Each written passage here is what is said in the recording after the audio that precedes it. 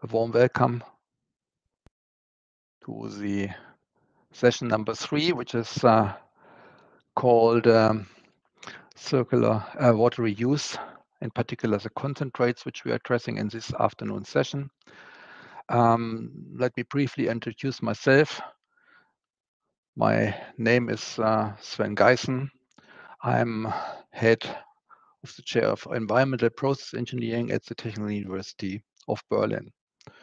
And I'm very proud to welcome you here together with my colleague, Dr. Joachim Koschikowski from Fraunhofer Institute, ISE.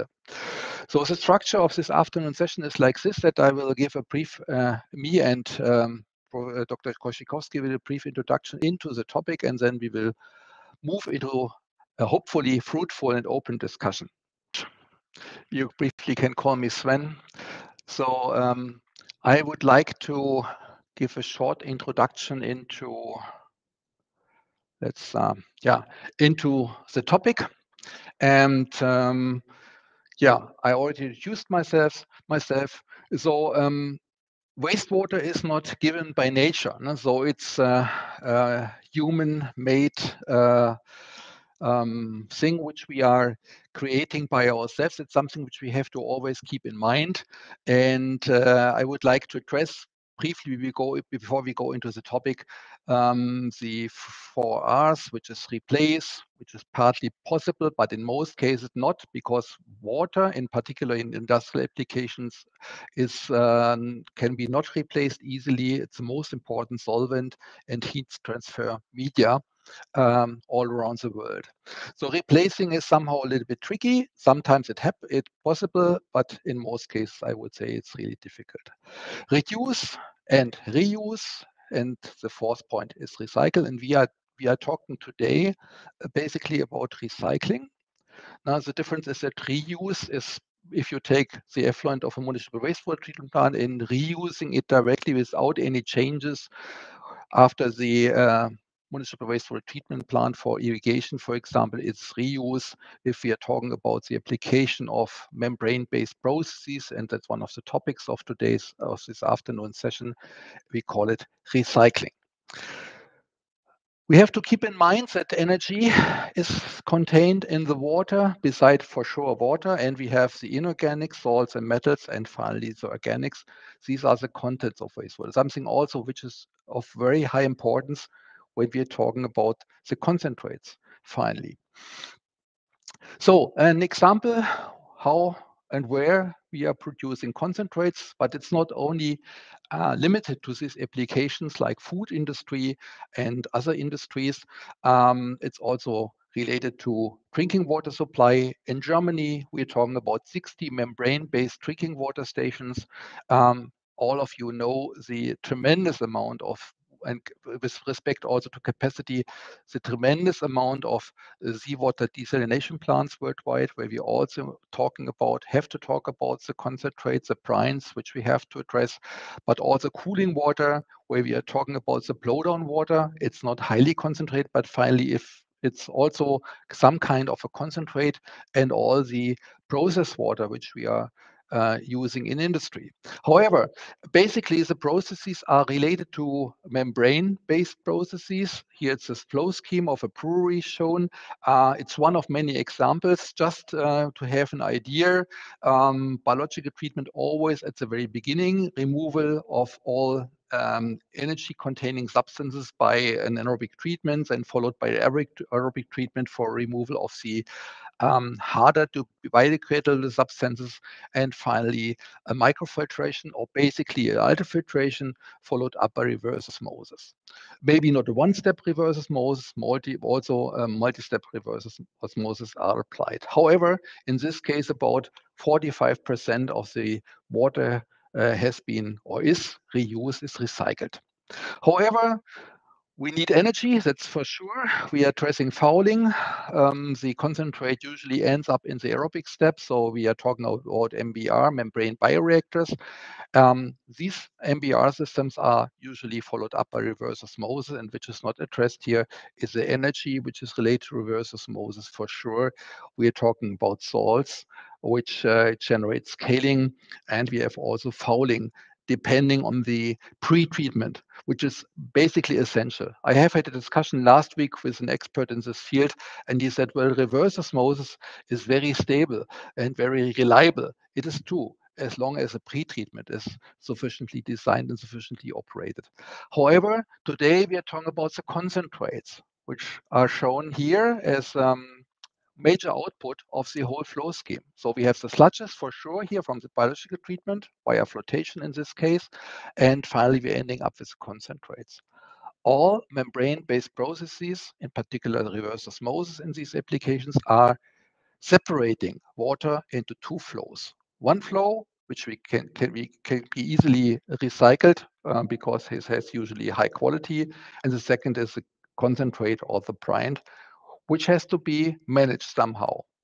And most applications in for recycling processes are nowadays limited with respect to the discharge of the concentrates. So I would say in general that all recycling up to a concentration level in the concentrate that can be discharged into municipal wastewater treatment plants is easily possible, also from the economic point of view. However, the wastewater treatment plants will in the future and started already not accepting anymore to accept those concentrates, even though we're talking about maybe a discharge limit of 1,000 or 1,200 milligrams per liter of COD, it will be not accepted in the future because of the substances which are contained in the 1,000 or 1,200 milligrams per liter, because they are not biodegradable anymore. They're just flowing through the municipal wastewater treatment plant and finally ending up in the effluent. So it's just a flow through. Another point is the salts which might also influence the operation of municipal wastewater treatment plants. So we already have limitations with respect to the discharge, and we will see more limitations with respect to the discharge of brines into municipal wastewater treatment plants. I think that's clear for all of us. When we are looking at the industry, the cycle of the water via the industrial process goes into water treatment, then membrane-based processes. It's very much simplified here in this scheme, and finally ending up back, if you're talking about water recycling, back in the industrial process. However, we are also generating the concentrates, and the question is what to do with the concentrates finally. We need the processing, we need the management. And to have a better insight in what is really happening is that we are adding these substances. And that's what I mentioned at the very beginning of my presentation. We're adding substances. We're adding salts, we're adding organics, we're adding heavy metals. So everything inside the processes. And even if we are producing drinking water via membrane-based processes, we're adding chemicals, yeah, for pH adjustment, as antiscalant, for example, etc. The same with the water treatment. So we are also part of the story. We are also adding salts and organics during the water treatment. So that's something I would like to highlight. And finally, we are removing some of the organics, some of the heavy metals via the sludges which are produced. And nevertheless, finally, we have to care for the concentrates. So concentrate management is already a major challenge and will be the challenge for the next, I would say, minimum decade. Giving you an example is the coffee production. For me, I like to talk about numbers better than theory. So that's a full-scale plant, 1,300 cubic meter per day, entering a dissolved air flotation. You can read the numbers of the conductivity and the DOC, the dissolved organic carbon per liter, and in milligram per liter, sorry. So we're removing the flotates, we are removing the excess sludge from the MBR, the membrane bioreactor, which finally reduces slightly the volume volumetric flow rate. However, then usually a reverse osmosis applied. We're talking about roughly 930 cubic meters per day, which we can recycle back into the production, but finally we're ending up with 165 cubic meters per day, in this case with a conductivity of 16 millisiemens per centimeter and DOC of 2,600 milligram per liter. Again, I would like to highlight this is hardly biodegradable because all biodegradable substances are removed in the MBR. So that's something we have to keep in mind. So evaporation, again, we can utilize the condensate. We have to be careful. For example, volatile substances are still in the condensate, might be in the condensate, something we have to address. It's not clear water, depending on the application. After evaporation, we are ending up with these concentrations. So we're talking about 17 grams per liter or 17,000 milligrams of DOC per liter with a volumetric flow rate of 25 cubic meters per day, which can be finally crystallized. That's a multi-effect humidification plus crystallization, where we're producing, again, finally 2 cubic meters per day of a salt organic mixture. Yeah, so this is something which is produced out of this, which is coming out of this water, which we are extracting out of this water while we are recycling most of the water back into the production. And this is a challenge. So it's 1 ton of salts per day, no, in this factory. It's a medium-sized factory, so 1 ton of dry salts per day containing a half a ton of DOC. It looks like coffee finally, but you cannot use it as coffee anymore. You have to dispose it somehow. And that's becoming more and more challenging and more costly. So finally, this will be not the future. This will be not the solution for the future. So briefly talking about concentrate disposal. So we have different possibilities, which are more or less costly. And the indirect discharge into the municipal wastewater treatment plant is the most economic way, but the less sustainable way to discharge, to get rid of the concentrates.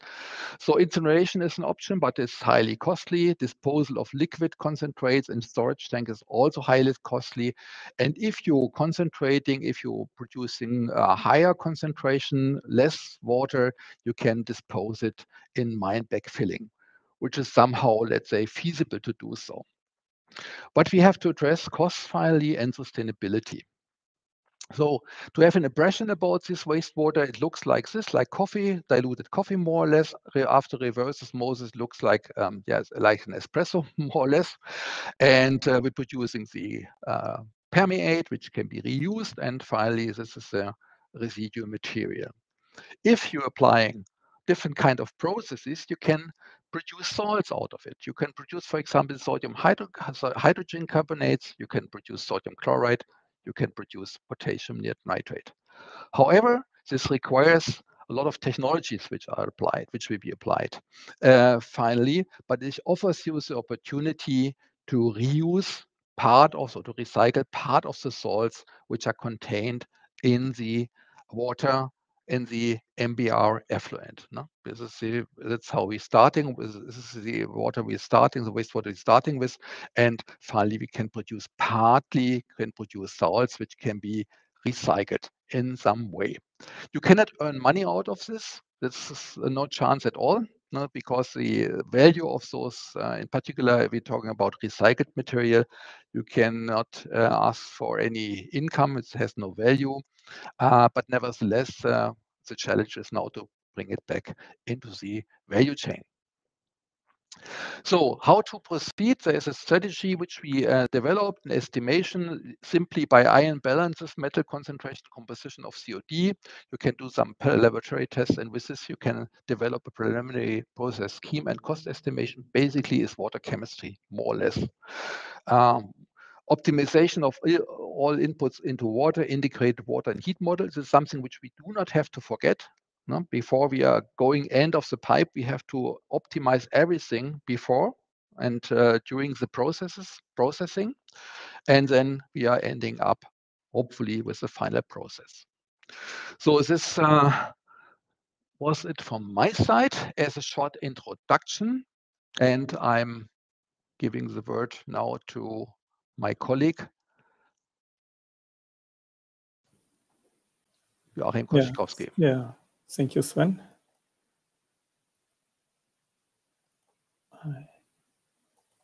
Okay.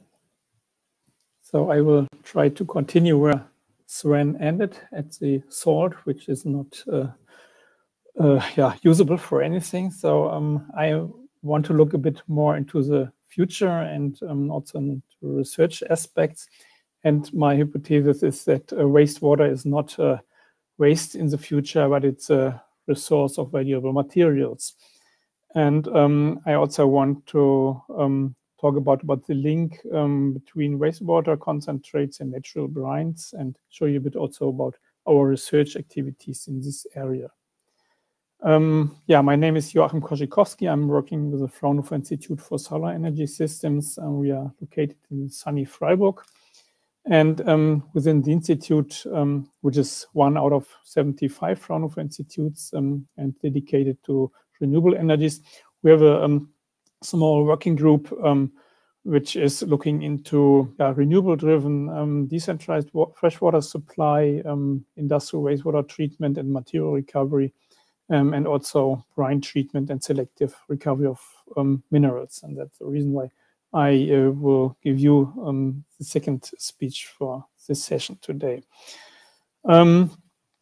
Yeah, so Sven already talked a lot about the concentrates and the problem of concentrates, and the question if it makes sense to reuse materials which come along and with the wastewater and which can be separated eventually.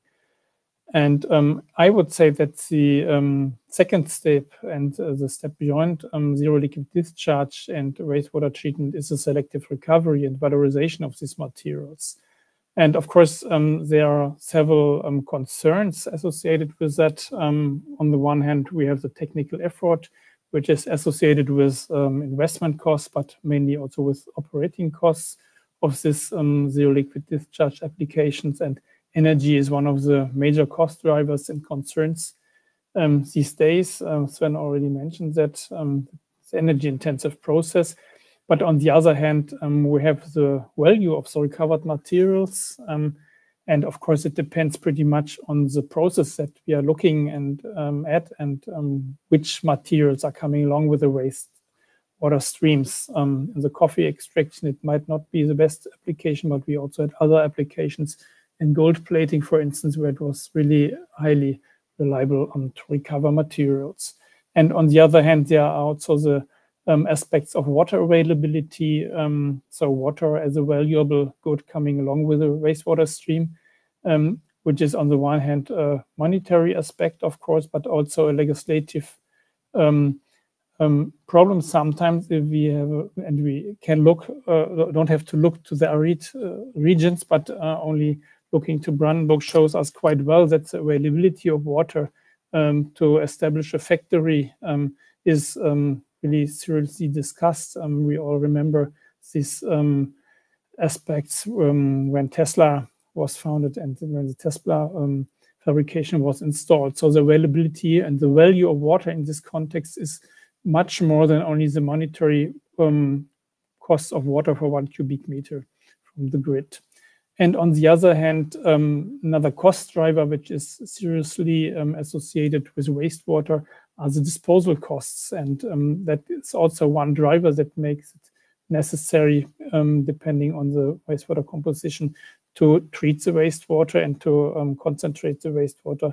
And finally, if you can remove toxic parts or substances which drive the costs for the wastewater disposal, if you can separate them selectively, then you can also reduce your disposal costs. Yeah, so I already mentioned that I want to bridge a bit the gap between the treatment of natural brines and wastewater streams. You maybe also heard in the last several months that particular the extraction of lithium from geothermal brines is of great interest, and that there are also already some companies in the Upper Rhine Valley trying to valorize materials coming along with geothermal brines. And of course, there are also other natural brines, as seawater, from seawater desalination concentrates, for instance. And also there the question is, does it make sense to valorize these materials coming along?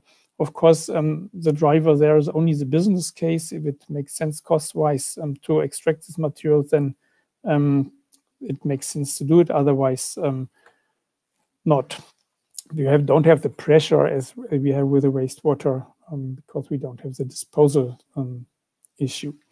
And in between, there are also other substances as leaching agents or other recovery possibilities of materials from chemical processes. For instance, lithium recovery from battery recycling is also a wet chemical process where we have to recover materials from a liquid stream.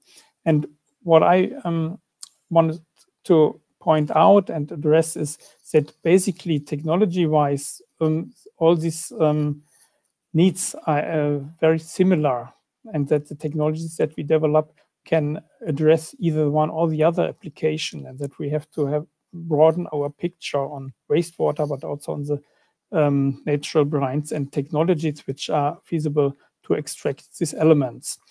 So we have similar objectives. Most possible selectivity to capture specific elements is required, and we have same challenges and problems. So if we go up with concentrations, then we often end up with scaling problems. Corrosion is an issue if salts are contained. So the process selectivity is must be high to get out selective and specific elements. And a very similar problem is also between wastewater and brines, natural brines, that the target elements, the high-value target elements, are very often of very low concentration contained. So even though we have high concentrations, the target elements of interest are typically very low concentrated. So we need technologies to pick out these elements. So basically also the process technologies that we actually developing are very similar. Many processes these days are membrane-based, but there are also still evaporative processes to concentrate the brines. And there are also very new technologies under development based on chemical and electrochemical processes. Yeah, so my statement is there's no waste, but mainly resources. And with this view, we should look into the technologies and the technologies for the elements independently where we pick them out. So have a brief look on, let's say, 2 routes which can be followed to extract elements independently from the brine or from the waste stream. So we have, for instance, wastewater concentrates or seawater brines, concentrates from reverse osmosis, or bittern from salt works, which are already highly enriched in elements, or leaching brines from copper production, or maybe other leaching applications. Geothermal brines already mentioned, or brines from salar, as in Chile, for instance. The lithium production from Salar de Atacama is also a separation of different elements, lithium and potassium and other elements, from highly concentrated salt brines. In any case, we need a pretreatment to prepare the water for the follow-up processes. And then the typical way is that we have a concentration of the brines up to saturation of different components. Therefore, membrane processes, Sven already mentioned it, reverse osmosis is used for the pre-concentration, and then we have an evaporative process. And followed by a selective precipitation process, typically. That can be either driven by the concentration itself or by temperature. That depends on the solubility of the component that we want to separate, or very often also chemical swing processes are used where the pH is shifted and chemical precipitation happens. So this is the entire process is a bit difficult depending on the components which are in the water, because usually you get a lot of other components also crystallize at the same time. It's quite difficult to be very selective with this approach. So that's why more sophisticated technologies are more looking into selective recovery. And there are different membrane-based processes now applied. The nanofiltration, for instance, can be used to separate between bivalent and monovalent ions. Diffusion dialysis does similar things. Electrodialysis or electrodialysis metaphases, or also electrodialysis with bipolar membranes, are actually under development to separate really ion-wise the different elements from streams. And there are also absorption resins or other metal frameworks to absorb specific selective materials or electrochemical absorption processes. So finally, that's all leading in the direction of a sort of molecular engineering, where you separate the ions and then you create your new molecules which you can reuse as chemicals inside your plant or downstream outside for other applications. So that's two routes we are going. And now I want to briefly give two examples of projects where we are involved in this subject. The first one is the material recovery from industrial wastewater streams and plating industry. In that case, we developed technologies for the recovery of acids from plating agents, which are used to clean the surface, the metal surfaces. And they are typically sulfuric acids or hydrochloric acids, or also mixed hydrofluoric nitric acids are used for stainless steel etching, for instance.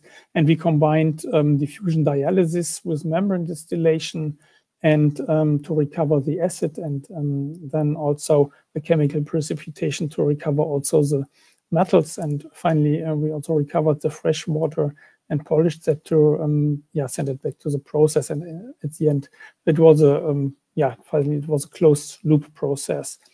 So this is a picture of the demonstration system, and you see in the red circle the diffusion dialysis module, which recovers the acid. This is a pressureless driven process. A pure water stream is on the one side of the membrane, and on the other side the acid, and the membrane as anion exchange membrane only allows the acid ions to pass, and the metal ions are rejected by the membrane.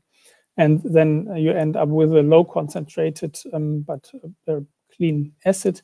And then we apply the membrane distillation thermally driven process where water is extracted to increase the concentration ratio of the acid, and then the acid is sent back to the etching bases. And last but not least, we use this chemical precipitation reactor for the recovery of iron hydroxide in that case. So we dose chemicals for the precipitation. A second case is addressing lithium recovery. As I already said in the beginning, there are reasonable lithium contents in the geothermal brines in the Upper Rhine Valley, but also in other regions in Germany. So lithium content is about 160 milligram per liter. And also some concerns about salinity. So we have a high TDS of 105 gram. So we designed a plant for, in this case, we followed the first route that I showed you before. We started with a concentration process and then followed up by a chemical precipitation of the lithium. And we started with a pretreatment where we added chemicals to stabilize the silica content. Silica is one of the major concerns of geothermal plants. You see some examples on the left side. There are tubes which are totally scaled with silica, and stabilization of the silica phase is quite important. And then we used the heat in the heat exchanger. We took out the heat from the brine, which had 80 degrees centigrade, circulated the brine through a reverse osmosis to increase the concentration. And then we had a second chemical precipitation step where we precipitated the silica and the calcite. And before we went to a super concentration process in the evaporator. And then we end up with a concentration ratio which allowed the crystallization of lithium. So that is a very conservative approach, let's say. And you see in the pictures on the top, this is the sludge coming long after the chemical precipitation, so the silica and calcium sludge. And this is the problem of the story, that you end up with a high amount of materials that are not really valuable and that needs to be disposed somewhere. And therefore, research is going in other directions for lithium recovery. And at the moment, we are working on so-called lithium-ion pumps, which are able to separate the lithium from sources with a high selectivity. So we don't need a concentration process. We only pick out the lithium from the brines. So there are electrodes based on lithium mangan oxide and nickel hexacyanopyrite, and they have a high, this lithium mangan oxide has a high affinity to lithium, and with electrical charge, the lithium is collated in the electrodes and can be rejected with a draw solution. So this is the direction for lithium, but I think that this could also be a direction for industrial wastewater to recover valuable materials selectively. So this is, in a nutshell, what we are doing in that direction. There's also one slide only as an advertiser that I want to show you without going into the detail.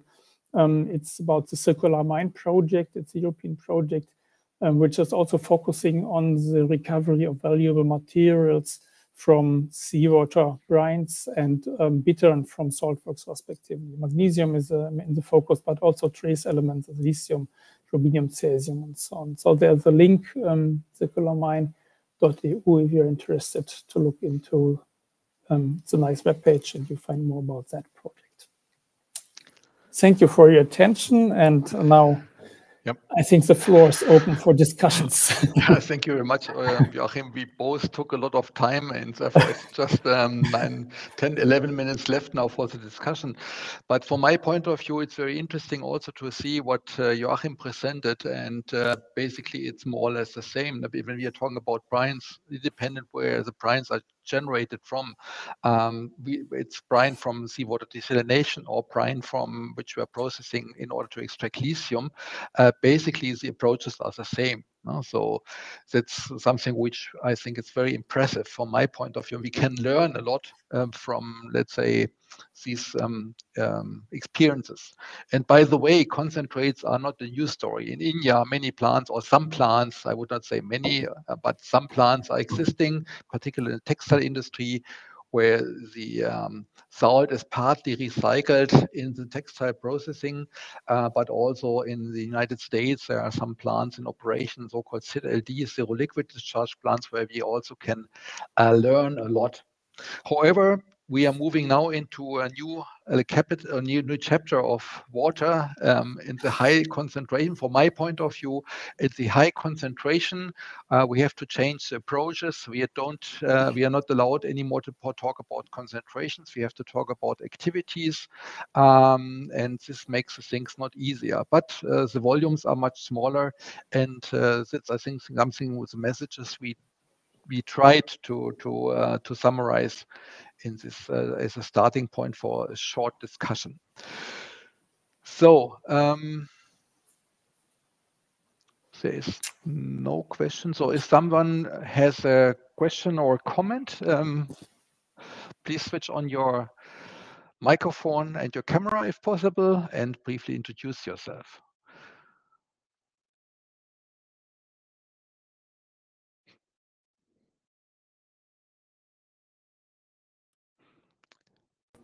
So I give you some time. Hi, yeah, Hi. Shashank here again. So currently, like I'm building machine learning model to find the concentration of especially the sulfate, nitrate for like brine close to mining industry. And it's like because it has, like we are considering just the data from these mining industry and utilizing our sensors to find the better correlation. So I just want to know, like for summer brine, you told the lithium is most important. In mining industry in Germany, we found iron, sulfate, and nitrate are more interesting.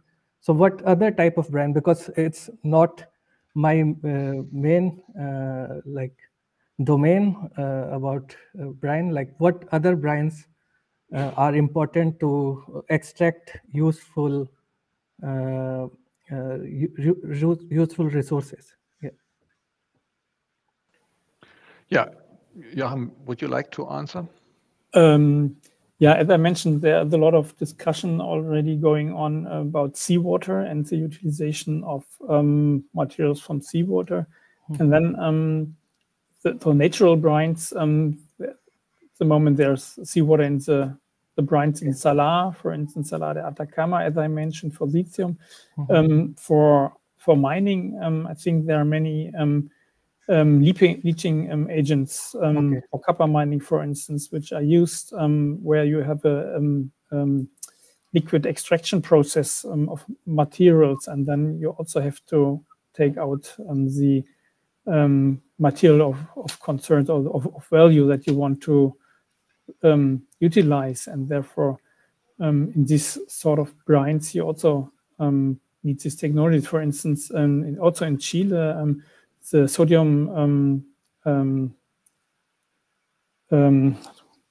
so sodium nitrate is produced also by leaching, by heap leaching, and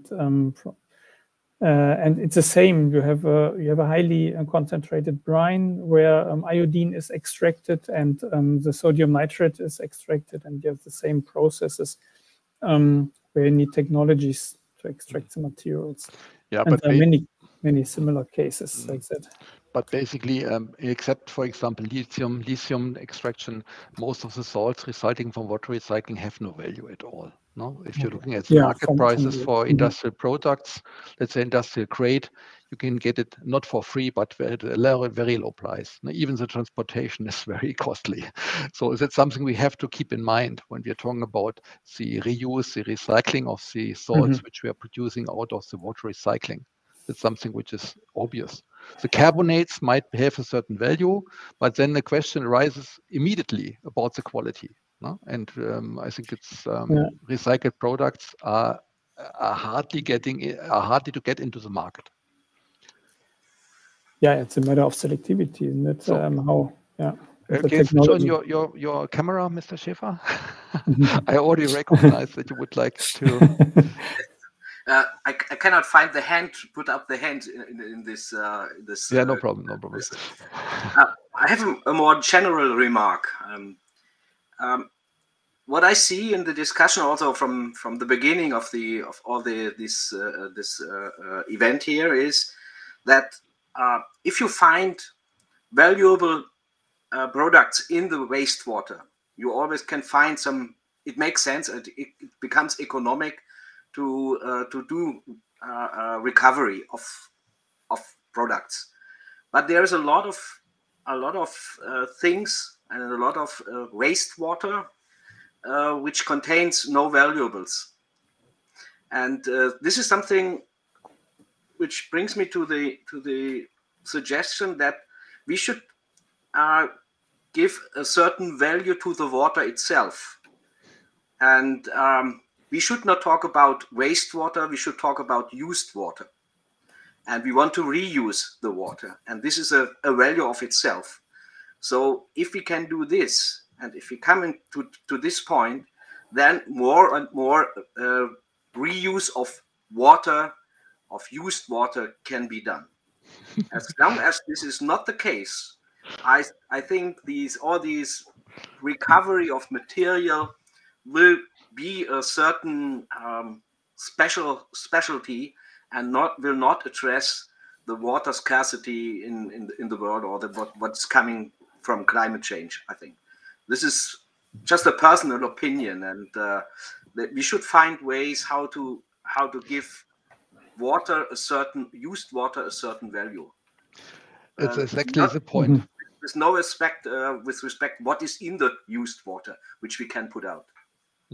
Yeah, exactly. And we have to care for the water which we are using, not to put everything inside. No? That's something to add everything. So that's something increasing the awareness. And from my point of view, the concentrates which are resulting out of the recycled water are for me like a mirror. That's a mirror for the humans, what we did with the water, what we put in the water, how we heated up the water, energy is contained in the water. So everything is finally ending up with the concentrates. And this is really interesting. And as small as the loop is, we have the great loops, the worldwide loops, or the larger loops, and we have the smaller loops inside the factory, for example, which are easily or more easily to describe rather than the natural loops, which are very difficult. But even the natural loops we see now, we're observing since decades now, trace pollutants, for example, and other substances which can be detected in these loops, which are man-made finally. And you're completely right. So it's not the question of valuables, it's the question how can we introduce those substances back into the value chain somehow. In fact, it's what the water we use is already in a global water cycle. And what we do is, if we use the water, we with increasing population and increasing industrial activity, we are reducing the quality of the water, so which is in the loop. So this is something we should address. And for this, the water is one of the resources we have, and we reduce the quality of this resource.